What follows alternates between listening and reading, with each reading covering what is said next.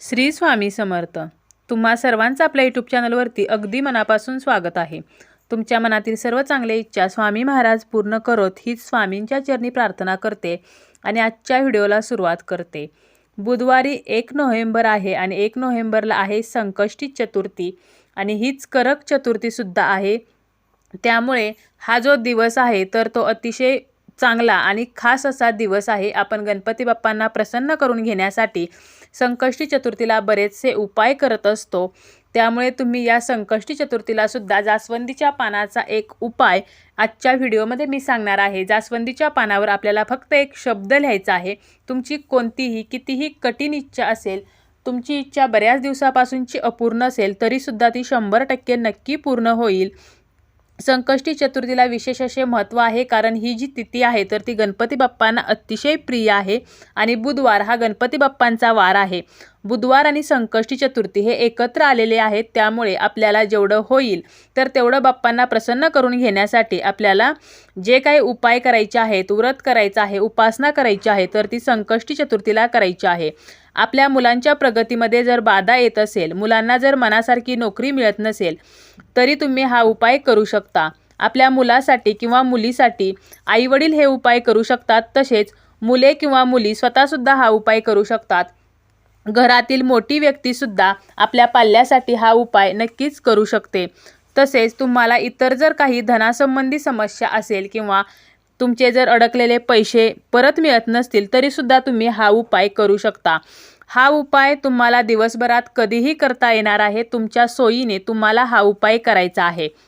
हा उपाय स्त्री, पुरुष, मुलगा, मुलगी, वृद्ध कोणीही करू शकतं. तुम्हाला यासाठी एक जास्वंदीचं पान घ्यायचं आहे. पान घेताना ते लाल जास्वंदीचंच पान घ्यायचं आहे. लाल जास्वंद ही गणपती बाप्पांना अतिशय आवडते आणि गणपती बाप्पांचा आवडता रंग हा लाल आहे. त्यामुळे तुम्हाला लाल जास्वंदीचंच पान घ्यायचं आहे. पिवळ्या किंवा पांढऱ्या जास्वंदीचे पान तर हे या उपायासाठी घेऊ नये, कारण जर तुम्ही पिवळ्या किंवा पांढऱ्या जास्वंदीचं पान घेतलं आणि हा उपाय केला तर त्याचे रिझल्ट हे आपल्याला हवे तसे मिळणार नाहीत. त्यामुळे लाल रंगाच्या जास्वंदीचं पानच आपल्याला घ्यायचं आहे. हे पान घेतल्यानंतर हे पान स्वच्छ धुवून घ्यायचं आहे. यानंतर तुम्ही ज्या पाण्याने हे पान धुणार आहात तर या पाण्यामध्ये तुम्ही थोडंसं गंगाजल जर टाकलं तर अतिशय उत्तम आणि त्या पाण्याने हे पान धुवायचं आहे. परंतु तुमच्याकडे गंगाजल नसेल तर तुम्ही स्वच्छ जे पाणी तुम्ही पिता तर ह्या पाण्याने हे पान जे आहे तर ते धुवून घ्यायचं आहे. त्यानंतर थोडंसं कुंकू घ्या. हे कुंकू आपल्याला ओलं करून घ्यायचं आहे. कुंकवामध्ये थोडंसं पाणी घाला, ते कुंकू ओलं करून घ्यायचं आहे आणि यानंतर तुम्हाला जास्वंदीचं दुसरं पान घेऊन त्या पानाची जी काडी आहे तर ही काडी घ्यायची आहे किंवा तुम्ही दुर्वाची जी काडी आहे तर ती सुद्धा घेऊ शकता आणि ह्या काडीचा वापर करून तुमची इच्छा तुम्हाला या पानावरती लिहायची आहे. त्या पानाची जी काडी आहे तर ती मात्र घ्यायची नाही. म्हणजे जे पान तुम्ही इच्छा लिहिण्यासाठी घेणार आहात तर या पानाची जो देठ आहे, जी काडी आहे तर ती मात्र चुकूनही घ्यायची नाही. आपल्याला दुसऱ्या पानाची घ्यायची आहे, तर ही सुद्धा काळजी घ्यायची आहे. आणि यानंतर आपली इच्छा लिहायची आहे. मग तुमची इच्छा काहीही असू शकते. आता तुमच्या घरामध्ये पैसा येत नाही तर तुम्ही पैसा तर फक्त एवढा एकच शब्द लिहायचा आहे. संपूर्ण इच्छा लिहिण्याची गरज नाही. किंवा तुम्हाला धनासंबंधी काही समस्या आहेत तर तुम्ही धन लिहा. तुम्हाला तुमच्या घरामध्ये आर्थिक स्थैर्य नाही, म्हणजे पैसा येतोय परंतु पैसा येण्या अगोदरच तो बाहेर जाण्याचे मार्ग निर्माण होत असतील, आलेला पैसा आपल्या घरामध्ये टिकत नसेल, माता लक्ष्मी आपल्या घरामध्ये स्थिर नसेल तर तुम्ही आर्थिक स्थैर्य तर असं त्या पानावरती लिहायचं आहे. जर तुम्हाला मनासारखी नोकरी मिळत नसेल किंवा नोकरीच मिळत नसेल तर तुम्ही नोकरी तर असे शब्दसुद्धा लिहायचे आहेत.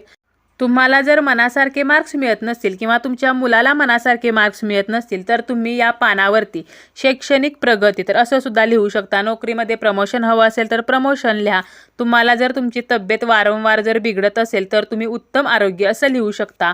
संपत्ती, समाधान तर अशी तुमची जी इच्छा आहे, तुम्हाला मनापासून असं वाटतं की ही इच्छा आपली पूर्ण व्हावी, गणपती बाप्पांनी आपली ही इच्छा पूर्ण करावी, तर ती इच्छा तुम्हाला श्रद्धेने, निष्ठेने, मनापासून, मनामध्ये किंतु परंतु कोणतीही शंका निर्माण न होता ही इच्छा आपल्याला फक्त एका शब्दामध्ये या जास्वंदीच्या पानावरती लिहायची आहे.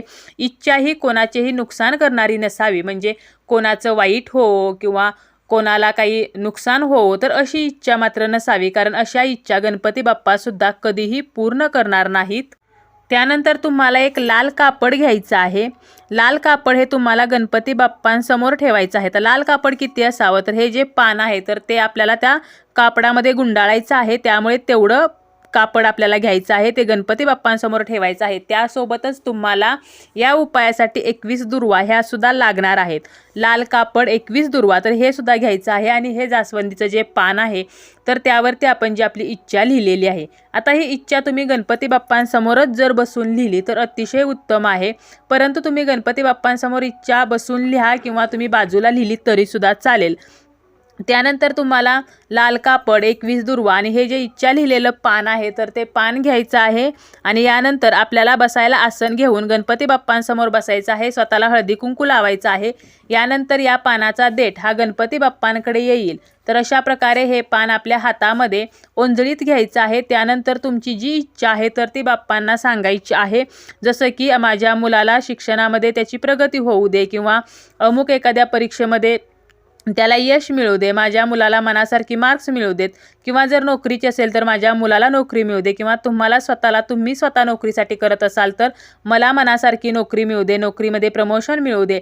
तर अशी इच्छा तुम्हाला बाप्पांना सांगायची आहे। किंवा घरामध्ये पैसा टिकत नसेल तर माझ्या घरामध्ये माता लक्ष्मी स्थिर होऊ द्या, तर अशी इच्छा सांगायची। आणि हे जे आपण लाल कापड ठेवलेलं आहे तर त्यावरती आपल्याला हे जास्वंदीचे पान ठेवायचे आहे आणि प्रमाणेच आपल्याला ज्या 21 दुर्वा आपण घेतलेल्या आहेत तर ह्या सुद्धा या कापडावरती ठेवायच्या आहेत। आणि यानंतर हे जे कापड आहे तर ते आपल्याला गुंडाळायचं आहे, किंवा तुम्ही लाल कपड्याची पोटली सुद्धा करू शकता। तर ही पोटली आपल्याला बांधायची आहे आणि यानंतर तुमच्या जवळ जे गणेश मंदिर आहे तर तेथे तुम्हाला ही पोटली घेऊन जायचं आहे आणि ही पोटली बाप्पांच्या चरणाजवळ तुम्हाला ठेवायची आहे।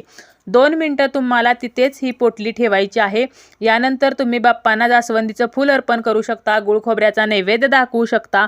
तिथे सुद्धा गणपती बाप्पांच्या चरणावर किंवा डोक्यावर तुम्ही 21 दुर्वा अर्पण करू शकता। त्यानंतर पुन्हा तुम्हाला तुमची इच्छा मनोकामना बोलायची आहे आणि 2 मिनिटांनंतर ही जी पोटली आहे तर ती तुम्हाला परत घरी घेऊन यायचं आहे।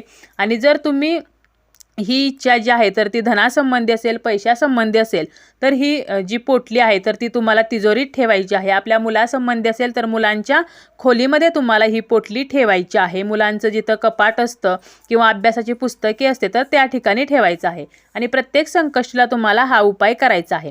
पुढच्या संकष्टीला हे जे पान आणि दुर्वा या पोटलीमध्ये आहेत तर या तुम्हाला झाडाखाली मातीमध्ये पुरायच्या आहेत आणि याच कापडाचा तुम्हाला पुन्हा वापर करून पुन्हा तुम्हाला हाच उपाय करायचा आहे। नवीन जास्वंदीचं पान आणि 21 दुर्वा नवीन घेऊन पुन्हा पुढच्या संकष्टीला तुम्हाला हा उपाय करायचा आहे। जोपर्यंत तुम्हाला मनासारखा रिझल्ट मिळत नाही तर तोपर्यंत तुम्ही हा उपाय करू शकता। आता या संकष्टीला काही कारणाने तुम्हाला हा उपाय करणे शक्य नसेल तर तुम्ही पुढच्या संकष्टीला सुद्धा हा उपाय करू शकता। अतिशय प्रभावी आणि 100% रिझल्ट देणारा असा हा उपाय आहे। तुम्ही नक्की करून पहा। फक्त हा उपाय करताना तुम्हाला निष्ठेने आणि श्रद्धापूर्वक हा उपाय करायचा आहे।